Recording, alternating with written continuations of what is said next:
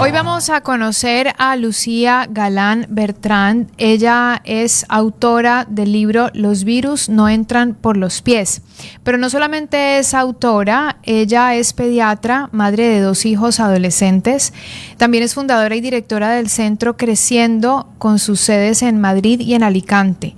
Ella ha recibido algunos premios por su labor divulgativa y su compromiso con la infancia, entre ellos el reconocimiento a la infancia de la Comunidad de Madrid o el de Mejor Divulgadora por la Organización Médica Colegial de España. Fue incluida también por 2º año consecutivo en la lista Forbes dentro de los 100 mejores médicos de su país y tiene más de 1 millón de seguidores en redes sociales. Su blog es referencia mundial en salud infantil y también tiene un compromiso notorio con el Consejo Asesor de UNICEF, con el que actualmente realiza viajes a países diferentes que tienen necesidades distintas. Lucía, qué gusto tenerte aquí en nuestro programa, qué gusto tenerte en Ecuador, bienvenida. Muchísimas gracias, el placer es mío. Bueno, tu vida se ha conformado seguramente por muchos matices, pero evidentemente la divulgación, la investigación y los niños son parte de tu formación profesional. ¿Por qué justamente te fuiste por esa área? ¿Por qué la pediatría? Bueno, pues yo a los 5 años tuve una enfermedad muy grave que se llama sepsis meningocócica, una meningitis que finalmente terminó en una sepsis, que es cuando la bacteria pasa a la sangre e invade el resto de los órganos vitales. Y entonces estuve ingresada muchos días en el hospital y en aquella estancia en el hospital, pues fíjate que yo recuerdo cada día, cada noche, recuerdo los médicos que se quedaban en el quicio de la puerta porque les daba un poco de miedo entrar por si se contagiaban, recuerdo los médicos que se sentaban a pie de cama y me cogían la manita, las enfermeras que por la noche me leían el cuento o me hacían trenzas en el pelo, o las enfermeras que me reñían por llorar, me decían que yo era demasiado mayor para quejarme. Entonces, esto es un pasaje que cuento en mi primer libro, En lo mejor de nuestras vidas, porque realmente con 5 años aprendí el tipo de médico que yo iba a ser. Cuando yo salí del hospital, cogí muy fuerte de la mano a mis padres al bajar las escaleras porque todavía tenía bastante inestabilidad al caminar, tenía algunas secuelas de la enfermedad y mis padres siempre cuentan que yo me paré en seco en las escaleras y les dije: papá, mamá, yo de mayor quiero ser médico de niños para que ningún niño vuelva a tener esto otra vez. Porque aquella experiencia fue bastante traumática para mí, por todo lo que viví. Estaba aislada, no se permitían las visitas. En aquella época ataban a los niños a la cama para que no nos quitáramos las vías. Entonces yo recuerdo aquello como un antes y un después. Y a partir de ese momento dije, yo voy a ser pediatra. Y nunca jamás me planteé otra cosa que no fuera ser pediatra, pero además ser esa pediatra de pie de cama que le hacía trenzas a los niños para aliviar el dolor.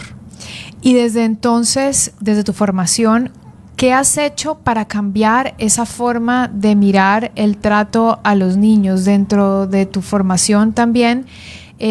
¿Cómo has podido empezar a dejar un legado para que esto cambie? Pues a lo largo de estos 20 años de profesión, a mí me llamaba mucho la atención cuando yo empezaba y era jovencita que... Bueno, siempre nos decían, hay que mantener las emociones a un lado, no te puedes llevar los casos clínicos a tu casa, no te puedes llevar los problemas emocionales de tus pacientes a tu casa porque si no esto te devora y te destruye. Y yo esto no lo entendía, ni siquiera en la propia universidad. Yo no entendía cómo un médico, que es una de las profesiones más humanas que puedan existir, tuviésemos que separar la emoción de todo lo demás. O sea, yo creo que lo que realmente convierte o diferencia a un buen médico de un médico extraordinario es ese abrazo en un momento dado, es emocionarte con tus pacientes. Yo me he emocionado muchas veces con mis pacientes, hemos llorado juntas, es esa mesa que muchas veces nos sobra, ¿no? Cuando estamos en la consulta y te levantas y abrazas a tu paciente porque hay que comunicarle algo importante o algo trascendental que les va a acompañar toda su vida. Entonces, en primer lugar, yo puse las emociones en el centro de todo. O sea, los niños son mucho más allá que un dolor de cabeza, que una fiebre o que una neumonía. Es un todo. Detrás de esos niños hay unos padres que tienen miedo, que están asustados. Y en el mundo de la pediatría en concreto, siempre históricamente se ha puesto al niño en el centro. Y yo creo que el centro es la familia. Que yo, para que mi paciente esté bien, necesito que papá y mamá estén bien. Que me siento igual de responsable por mis pequeños pacientes que por sus papás. Si tengo a una mamá sumida en una depresión, pues es que mi pequeño paciente no va a estar bien. Entonces yo me siento responsable también de intentar cuidar también de los papás y de las mamás de mis pacientes, porque el niño es un todo, es él mismo y el entorno en el que vive. En esa calidez del manejo de la medicina de la que nos estás hablando, si le pudiera poner una palabra, lo que siento es calidez con el trato con la familia, con el trato con los pacientes. De todas formas, tu enfoque ha sido la divulgación, y la divulgación no tiene mucha calidez. La divulgación históricamente ha sido mucho más basada en data, pero ya estamos en unos tiempos distintos, en donde, muy distintos, lo decía al principio del programa, todo el tiempo estamos eligiendo qué leer, qué consumir, decidimos cada uno qué tipo de contenido quiere, y claro, yo puedo irme por la ruta del médico muy de data pura, dura, o me puedo ir por una opción pues que me haga sentir que mi problema realmente es importante. Entonces, exacto, ¿cómo has logrado vincular estas dos áreas, los datos y la calidez de la que nos hablas? Pues fíjate, yo empecé en redes sociales hace ya más de 10 años. Cuando yo empecé con Lucía, mi pediatra, que es como me encuentra todo el mundo en las redes sociales, que ya acumulamos más de 1 millón de seguidores, la divulgación no existía. O sea, yo cuando abrí el perfil de Instagram, ahí se colgaban fotos, moda, arquitectura, arte y fotos de amigos, de fiestas, poco más. Entonces, cuando yo empecé, claro, había compañeros incluso que decían, pero ¿esta qué hace? Era como incluso desprestigiar tu profesión, ¿no? Y digo, a ver, vamos a ver, que los médicos somos seres humanos como cualquier otro, que no somos dioses. O sea, bajar a terreno, que todo el mundo que me pueda escuchar, para mí es importante llegar, porque yo en una mañana de consulta llego a 20 familias. Yo a 20 familias les puedo explicar lo que es la muerte súbita del lactante y cómo la podemos prevenir. Pero con un vídeo en Instagram yo puedo llegar a 2 millones de personas fácilmente en un día. Entonces, ¿cómo voy a desaprovechar esa oportunidad? Entonces, yo simplemente con las redes sociales hice una extensión de lo que es mi consulta. O sea, yo hablo con la misma calidez, con la misma sensibilidad, pero con el rigor científico que exige mi profesión. O sea, para mí mi estandarte es la evidencia científica y el método científico, pero no están reñidos el método científico con la sensibilidad. Yo soy pediatra, pero también soy madre, he sufrido lo mismo que sufren todas las madres del mundo, he tenido los mismos miedos a pesar de ser pediatra, y esto es inherente a mí, no lo puedo separar, no puedo decir, bueno, ahora va a hablar Lucía la doctora, y ahora va a hablar Lucía la madre, y ahora va a hablar la Lucía mujer empoderada. No, es un todo. Entonces yo creo que eso ha sido un poco la clave del éxito, ¿no? El que las mujeres se sienten identificadas con mi manera de comunicar, porque les doy el rigor científico y los datos y la objetividad que muchas veces necesitamos, la contundencia, pero al mismo tiempo desde la sensibilidad que todos necesitamos en la vida.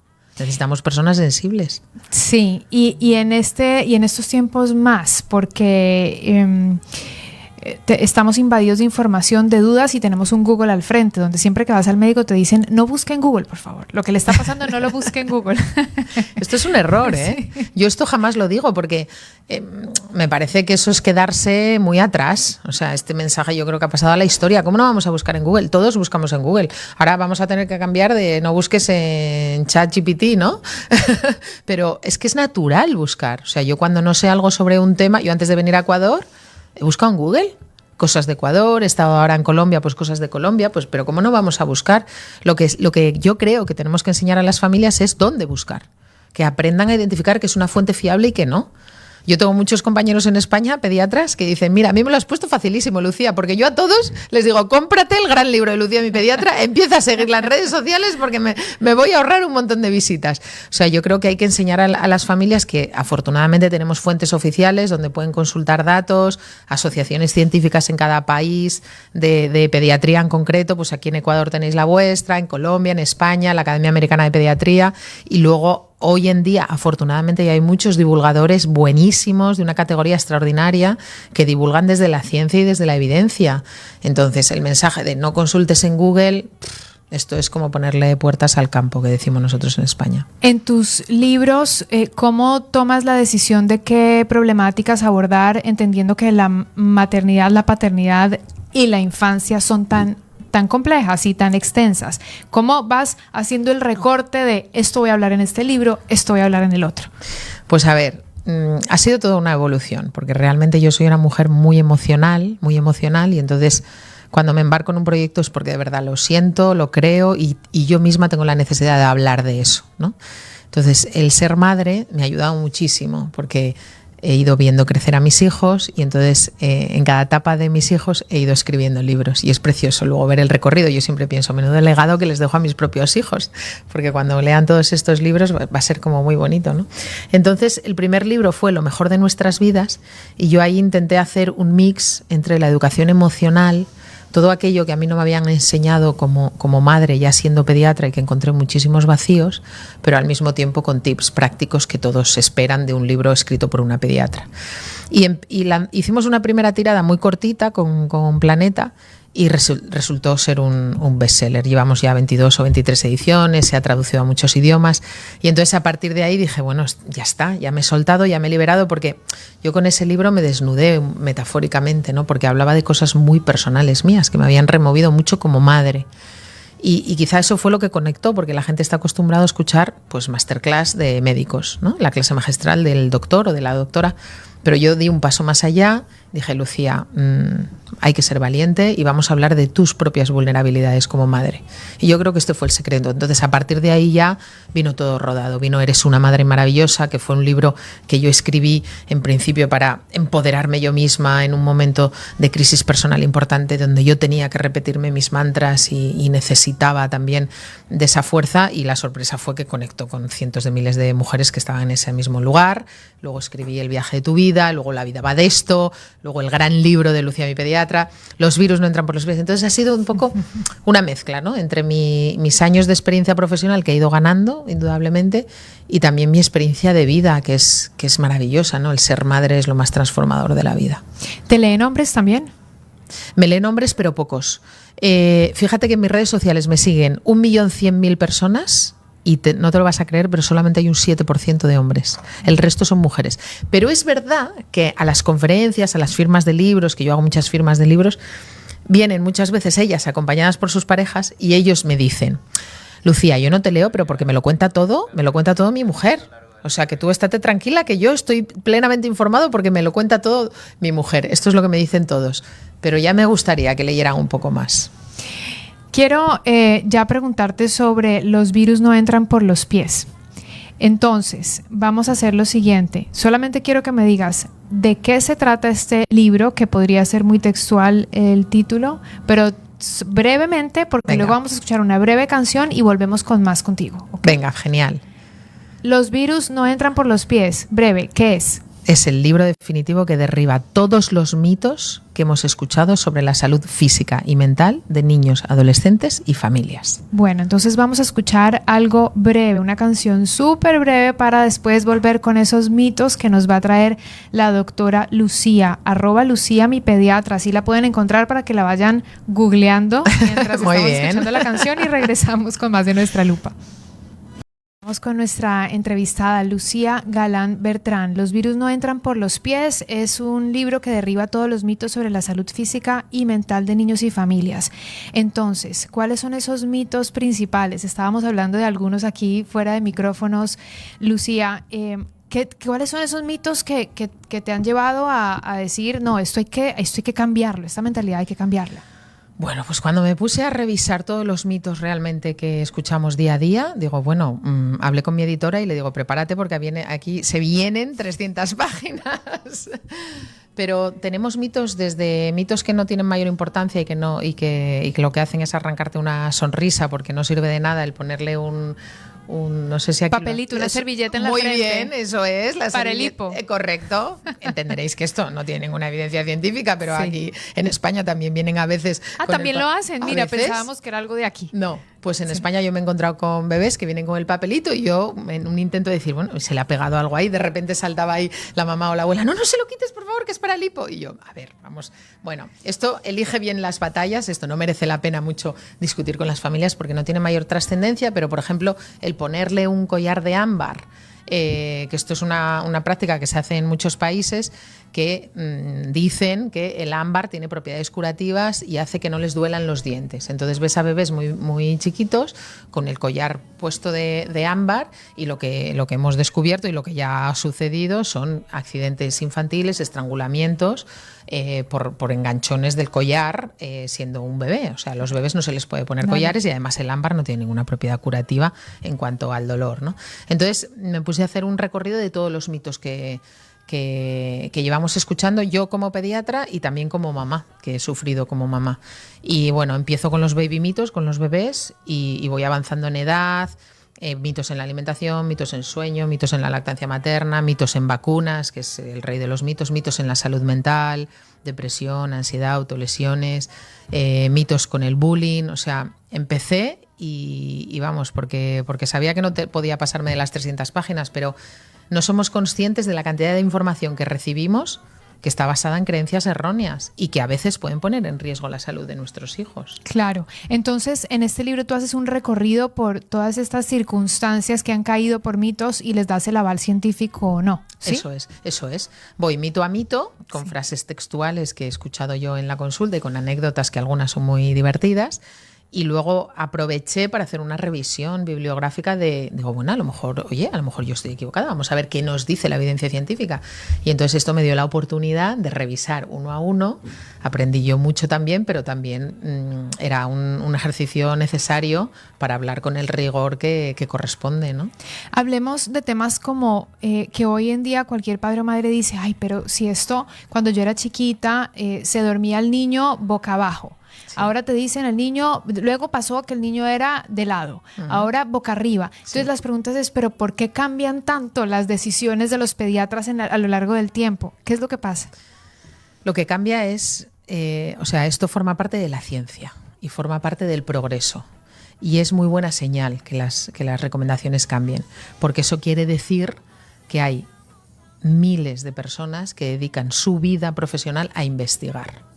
O sea, cuando tú vives en un entorno donde se llevan haciendo las cosas desde hace 2000 años, pues no lo sé, pero vamos, mucho progreso ahí no hay. Entonces, la ciencia consiste justamente en esto, en ir avanzando, en ir descubriendo y en ir modificando las recomendaciones que antiguamente se daban. Entonces, efectivamente, con el tema de la muerte súbita del lactante, se pensaba, en los años 70, los años 80, se pensaba que dormir boca abajo era un efecto protector de la muerte súbita del lactante, que eso les protegía. Sin embargo, empezó a salir evidencia científica de que no, de que podría ser incluso peligroso. Entonces, en los años 90 se hizo una campaña universal, que esto fue asombroso, como ahí todos los estados se pusieron de acuerdo a nivel mundial y hicieron una campaña mundial para poner a los niños a dormir boca arriba. Que esto fue un shock porque claro, tú dile a un pediatra que lleva 20 años diciendo boca abajo, ahora de repente boca arriba, ¿no? La gente no entendía, pero a tenor de los datos científicos que teníamos que dar esta recomendación. Y fíjate el dato, la mortalidad por síndrome de muerte súbita del lactante disminuyó un 50%, solo con la medida de ponerlo boca arriba. Entonces, claro, esto la gente se enfada, dice, es que yo tengo 2 hijos, uno era boca abajo y otro era boca arriba. Vives en una sociedad de progreso, vives en una sociedad de ciencia, y qué bien por tu segundo hijo, porque podría haber sido uno de los que siempre cumplen la estadística de fallecidos de muerte súbita del lactante. Entonces, como este ejemplo, hay muchos. Muchos. Por ejemplo, quien nos acompaña aquí fuera de micrófonos es María Patricia. Ella decía, ¿por qué cuando nosotros éramos chicos comíamos dulce, teníamos acceso a bebidas como mucho más calóricas y todo, y ahora resulta que las mamás optan por no darles tanto dulce? ¿No? Eso ¿cómo lo ves también? Está en la misma cadena del progreso. En la misma cadena, porque ahora ya sabemos y antes no lo sabíamos. Mi madre cuando leyó el libro me decía, hija, yo todo esto qué mal lo he hecho. Y yo, mamá, qué mal lo has hecho, ¿no? Es que antes no disponíamos de toda esta información, pero ahora ya sabemos que si los niños desde que son muy pequeñitos les das una dieta rica en azúcares, les condicionas a que puedan tener, bueno, por supuesto, obesidad y sobrepeso, pero además hipertensión arterial, enfermedad cardiovascular, diabetes mellitus tipo 2. Ya hay estudios del consumo de ultraprocesados en la infancia con trastornos de ansiedad, con depresión, con ideas suicidas. O sea, ahora todo esto ya lo sabemos. Entonces, cuando tú como madre sabes que si desde bebé le estás dando alimentos ricos en azúcares y ultraprocesados y que eso puede desembocar en un fallo renal, en un infarto agudo de miocardio con 35 años, en una diabetes mellitus tipo 2 con 16 años, que las estamos viendo. La diabetes era una enfermedad, la tipo 2, que solamente se veía en personas mayores a partir de los 50, 60, 70 años, y ahora la estamos viendo en chavales de 17 y 18 años por unos malos hábitos desde que eran pequeños. Entonces, todo esto ahora lo sabemos, antes no lo sabíamos. Nuestras madres lo hicieron de la mejor manera que sabían y que podían, pero ahora el conocimiento es nuestro. Y entonces, una vez tienes este conocimiento, me parece irresponsable no hacer caso a toda esta información, porque estamos hablando de la salud de tu hijo. Sí, hablando de la pediatría, ¿cuál es el rango de la edad para que un niño preadolescente vaya al pediatra y cuándo debería ser la transición hacia un médico clínico ya de adulto? Pues depende un poco de los países. En España, y bueno, incluso de las comunidades autónomas en España. En España tenemos la franja entre los 14 y los 16 años, depende de la región. Depende un poco de las comunidades. Aquí en Ecuador, no sé dónde, en Estados Unidos creo que es hasta los 18 años. Aquí en Ecuador no lo tengo yo muy Aquí claro. el rango es similar, es 14, hasta los 14 y 16. Eso Ese sí. es el rango. Sí. Y es una pregunta que yo pienso que muchas personas tal vez se hacen, pero no la preguntan tanto porque las sociedades van cambiando, las necesidades de los niños y de los adolescentes también. Y dices, tal vez te dicen, pero tan grande yendo al pediatra. Bueno, claro, es maravilloso. A mí me encantaría verlos un poquito más mayores, porque la adolescencia, me parece que los chavales caen ahí un poco en terreno de nadie. Es una etapa complicada, que hay que estudiar y hay que formarse para entenderlos, donde los adolescentes tienen situaciones que ellos viven propias del adolescente. Entonces, al médico de adultos, al médico de familia, los adolescentes los ven como todavía un poco niños, entonces no les terminan como de gustar mucho. Y hay muchos pediatras que se sienten más identificados con el niño pequeñito y el adolescente tampoco les gusta mucho. Entonces los pobres míos adolescentes caen ahí en terreno de nadie y yo creo, pero esto ya sí que es opinión personal, yo creo que el adolescente se siente más cómodo con su pediatra de toda la vida que de repente con un médico al que no ha conocido nunca, porque el adolescente pues sigue siendo muy pudoroso, tiene muchas dudas, miedos. Yo tengo chavales que han cumplido los 17, 18 años y cuando se ponen malos les dicen a sus madres: mamá, llama a Lucía, por favor, que es que yo no quiero ir, llama a Lucía. Y a mí me gusta verlos porque... Claro. No sé, quiere decir que has logrado ese vínculo y esa relación con tus pacientes, que es preciosa. Totalmente. Ya vamos a decirles a todos dónde vas a estar esta tarde y esta noche para que puedan ir a verte y escucharte más, porque eso es súper importante. Pero solo quería hacerte una última pregunta. Con toda esta fama, con todo este conocimiento, con toda esta divulgación, con todos estos seguidores, ¿tienes tiempo para seguir viendo a tus pacientes? Sí. Yo paso consulta en Alicante, que es donde vivo. Y tengo pacientes, pues fíjate que ya tengo pacientes que los he visto nacer en paritorio, en el hospital, y ya vienen a despedirse porque ya tienen 14, 15 años. Sí, yo por encima de todo esto soy pediatra. De hecho, ya llevo unos cuantos días fuera y estoy deseando llegar a la consulta, ponerme la bata y empezar ahí uno detrás de otro. Sí, mi pasión absoluta es la pediatría. Luego me encanta escribir libros, me encanta la divulgación, pero soy pediatra por encima de todo. Qué bien. Ahora sí me gustaría que pudieras invitar a quienes nos escuchan, porque seguro esta entrevista no fue suficiente. Estuvimos hablando como media hora, pero siempre habrá más cosas para preguntarte y tú mucho lo vas a dar esta noche en este evento, el MA Summit. Entonces tú misma, por favor, invita a nuestra audiencia que te vayan a ver. Bueno, pues ojalá puedan venir al MA Summit en Expo Plaza, aquí en Guayaquil. No solamente voy a estar yo, sino que hay ponentes de muy altísimo nivel, hablando de psicología, de pediatría, de cuidados en la mamá, que muchas veces nos olvidamos de las mamás cuando tenemos hijos. Mi conferencia va a ser de 7 a 8 y media, luego vamos a hacer una firma de libros y bueno, para mí será un honor y un placer ver ese auditorio lleno de mamás y de papás que quieran aprender a hacerlo un poquito mejor. Sí, eso ya se está realizando porque comenzó a las 2 de la tarde y va a ser justo hasta las 8, 8 y media, que es el cierre contigo. Así que yo de aquí ya salgo para allá. Venga, también. Nos vamos todos para ir a ver, sobre todo porque, ¿sabes qué? Este momento de la maternidad, e incluyo a los papás, maternidad y paternidad.